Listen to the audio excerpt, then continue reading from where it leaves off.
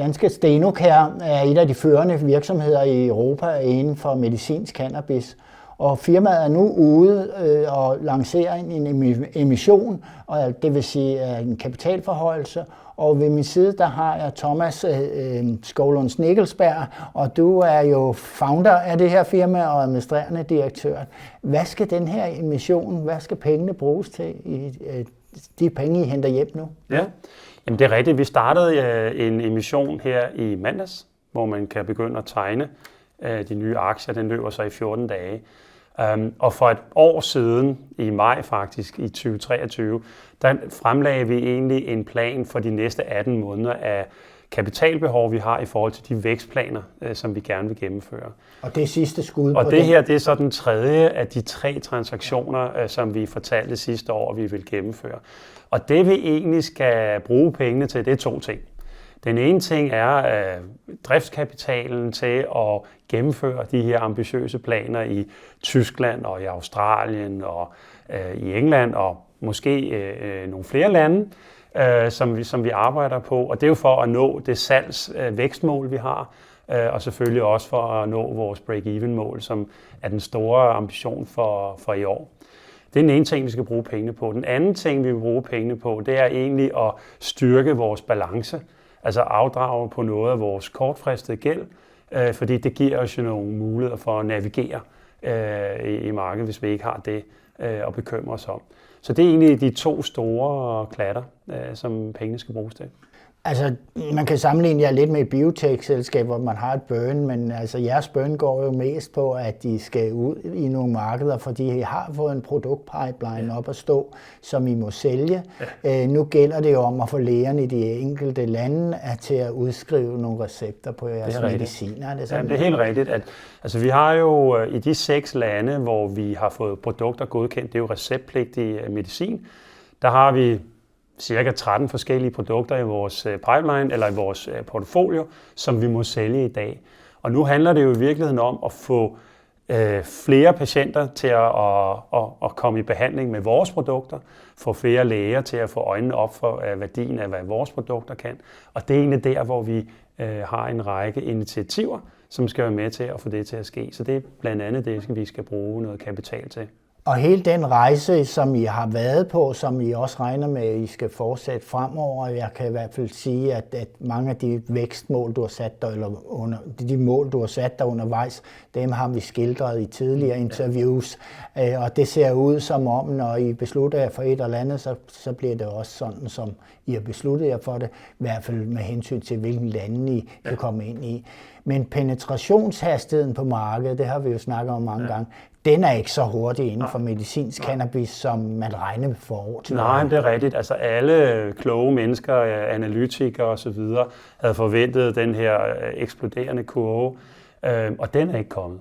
Altså vi kan se, at patienterne, de er der, så de vil gerne i behandling, men der er stadigvæk mange læger, der ikke har en uddannelse eller ikke har viden nok, og det er så lidt det, der sænker væksten. Men det er jo ikke, fordi de syge mennesker forsvinder.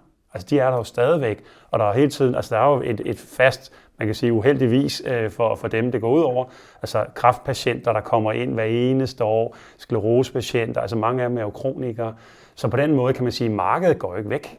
Det er bare et spørgsmål om at komme ud og få det aktiveret, og det er det, vi arbejder på. Ja, og det koster nogle penge at få det aktiveret. Hvad gør I rent praktisk for at aktivere? Ja, mange forskellige ting. Altså vi har nogle lægekonsulenter, som taler med andre læger, som bliver uddannet i at kunne tilbyde behandling. Vi får lavet guidebøger til, hvordan behandler man medicinsk cannabis. Vi deltager i forskellige konferencer. Så vi gør mange forskellige ting for at øge viden og øge opmærksomheden til, hvad cannabis kan bruges til i forskellige sammenhænge. Så det er i virkeligheden det handler om. Det er at komme ud og fortælle om de spændende muligheder, der er med behandling med medicinsk cannabis. Er det sådan, at der er tilskudsordninger på det her rundt omkring i det? Det er meget forskelligt fra land til land. Nogle lande er der ikke noget, andre lande er der meget. Så vi tilpasser os det enkelte land, alt afhængig af, hvordan det sætter op. Og det er jo også det, som har gjort Stenocare unik, fordi vi forstår faktisk reglerne og de regulatoriske krav i rigtig mange lande. Så der er jo næsten ikke noget land i verden, vi ikke vil kunne operere under med de modeller, vi har udviklet igennem de seneste 5-6 år. Et eller andet sted, så kan det jo også sige, at I får en større volumen, så sælger det er måske svært at slå igennem i de enkelte lande, men altså den samlede volumen vil jo ende op med at blive temmelig stor. Det er rigtigt. Men det er jo flere markeder, I opererer på. Altså hvis man ikke kan være kæmpestor i et land, så kan man jo være lille i rigtig mange, og så giver det jo den samme volumen. Og fordi det har taget så lang tid, som det har taget, og fordi kurven ikke stiger så meget i salget, i de enkelte lande, så har vi simpelthen lavet en strategi, der hedder, jamen så må vi ud i flere markeder, og det er det, vi er. Vi er jo i 6 markeder nu, hvilket er rimelig meget for så ung et selskab og så ung en industri, som vi er.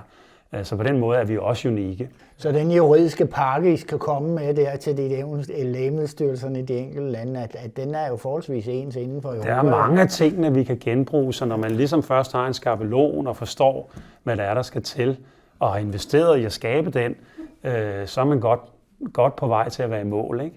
Ja, vi har snakket om det mange gange før. Det er en spændende og en svær rejse. Ja.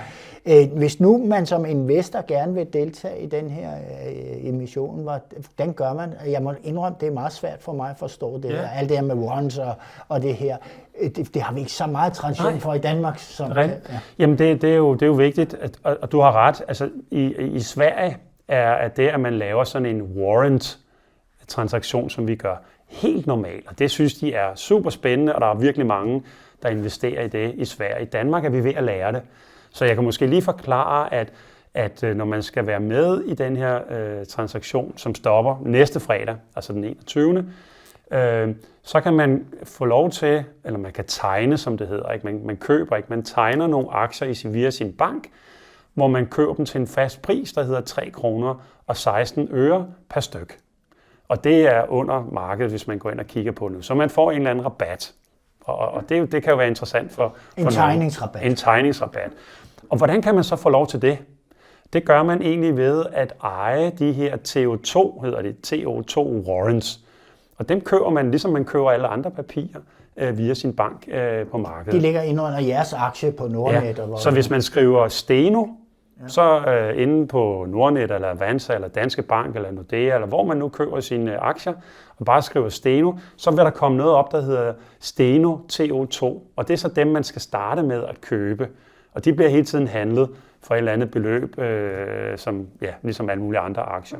Og når man så har den, så vil man blive inviteret til at kunne tegne en Stenokær-aktie til 3 kroner og 16 øre. Så det er ligesom trin 1, man skal have sådan en warrant, og trin 2, så udnytter man den ved at tegne den. Og der går man ind på bankens hjemmeside og skriver, at jeg vil gerne udnytte dem her, og så ryger man ind i en tegningskø og får dem tildelt, når vi lukker det på næste fredag. Så når det er lukket, så opstår de her aktier lige pludselig? Så får man allokeret de aktier, som man har tegnet. Okay.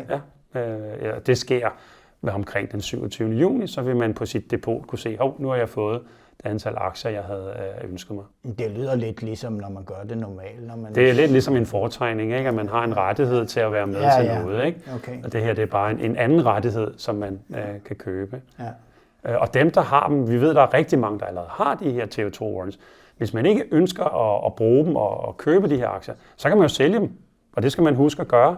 Fordi efter den 21. så er de værdiløse. Det er nogen, de har fået på et tidligere tidspunkt? Det er nogen, man enten har købt tidligere, eller hvis man var med i den første transaktion af de 3, vi lavede i sommer, der fik du dem rent faktisk gratis. Okay. Som en del af den transaktion. Okay, det lyder rigtig, rigtig spændende, men der vil jeg sige til alle jer derude, som måske har lyst til at være med i sådan noget som det her, gå ind og læse, hvad der står på jeres hjemmeside om, og der er jo... Jeg kan sige, at vi har lavet sådan en lille folder på dansk og på svensk, inde på vores investor hjemmeside, og der kan man lige læse den, og der er meget mere forklaret. Det var nemt at forstå, da jeg var derinde. Så den vil jeg anbefale, at man læser i hvert fald, ikke? Ja. Så er der kommet en rigtig god nyhed her lige inden at vi gik på, men kom forleden dag, ikke? Ja, det er rigtigt. Hvad er det der? Jo, men vi er så stolte af at være blevet nomineret til at være en af de bedste cannabis-selskaber i hele Europa. Det er sådan, en gang om året, så bliver der af industrien udpeget de bedste af de bedste inden for nogle forskellige kategorier, og den fineste kategori er selvfølgelig det bedste medicinske cannabisfirma. Og der er vi nu nomineret sammen med 6 andre selskaber som de bedste. Og det er nogle store navne, der står på den liste, ud over lille Stenokær fra Danmark. Så det er vi jo enormt stolte af. Og nu bliver det jo spændende til den store afsløring her i London i slutningen af måneden, om det er så os, der løber med det. Men vi føler allerede, at vi har vundet. Fordi at bare komme ind og blive nomineret blandt de bedste i hele Europa, blandt hundredvis af selskaber, det synes vi er en bedrift. Er der så mange konkurrenter derude? Ja, hundredvis af selskaber, okay, ja. Så det er en bedrift. Ja, jeg kender ikke så mange af dem. Hvor mange af dem er børsnoteret? Eller? Ikke så mange. Nej, det tænker jeg nok. Ja, men jeg er held og lykke med det. Jo, tak. Thomas, det må jeg sige. Og til jer, der sidder derude, der eventuelt gerne vil være med i sådan noget som det her, at købe nogle warrants eller nogle aktier i Stenokær i forbindelse med den her kapitaludvidelse, der vil jeg sige, at det her interview, vi har lavet her, er ikke nogen anbefaling om at gøre det. Jeg synes, at man altid skal gøre sin egen research og gå ind på firmaets hjemmeside og få alle de informationer, du overhovedet kan samle derinde, og så træffe din beslutning ud fra det. Og tak fordi du kom og fortalte os om jeres nye mission her.